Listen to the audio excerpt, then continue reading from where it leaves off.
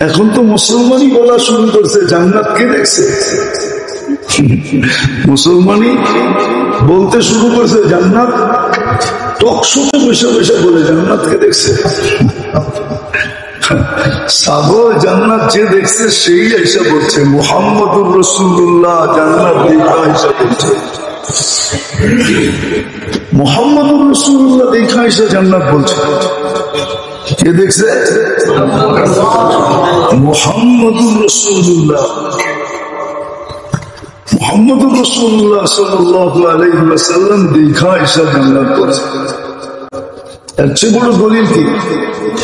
আল্লাহ কোরআনে জান্নাত বয়ান করছেন।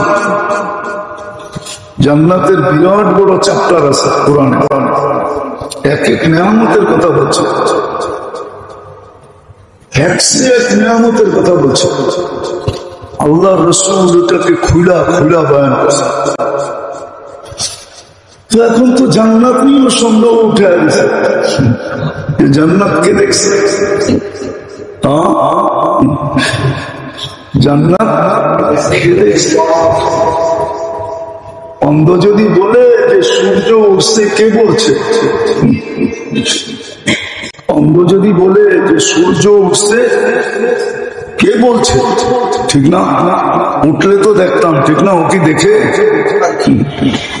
ঠিক এরকম। তো যেটা বুঝাইতেছি না, সময় কম, 60-70 বৎসরের ভিতর থেকেও দুই ভাবে কনসিডার, দুই ভাবে আল্লাহ কমায় দিয়েছে। আমাদের থেকে কনসিডার করছেন, ছাড় দিচ্ছেন, মাফ করে দিচ্ছেন। অল্প সময় পরিশ্রম আর সোয়াব। একটু আগে বলছিলাম শুরু 10-এর থেকে শেষ বেজায়ের হিসাবে গাঠি গাঠি সোয়াব। আবার গ্যারান্টি দিয়ে দিছে চুল পরিমাণের বিপরীত হবে না, কিন্তু এটা মানে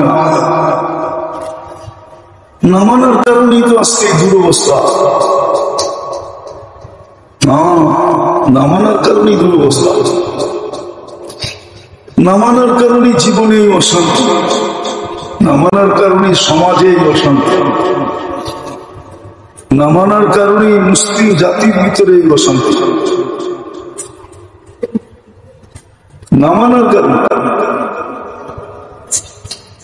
না মানার কারণেই আমাদের জীবনে অশান্তি, আমাদের ঘরে অশান্তি, আমাদের ফ্যামিলিতে অশান্তি, আমাদের সমাজে অশান্তি, আমাদের রাষ্ট্রে অশান্তি, মুসলিম জাতির ভিতরে অশান্তি।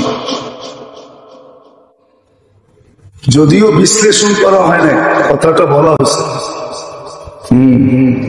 এটাই সত্য।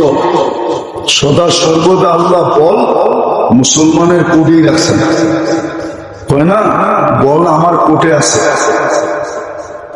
আমি ইচ্ছা করলে লাঠি দিয়ে গোল করতে পারি। বল আমাদের কোটেই রাখছে, আজও বল আমাদের কোটে আছে।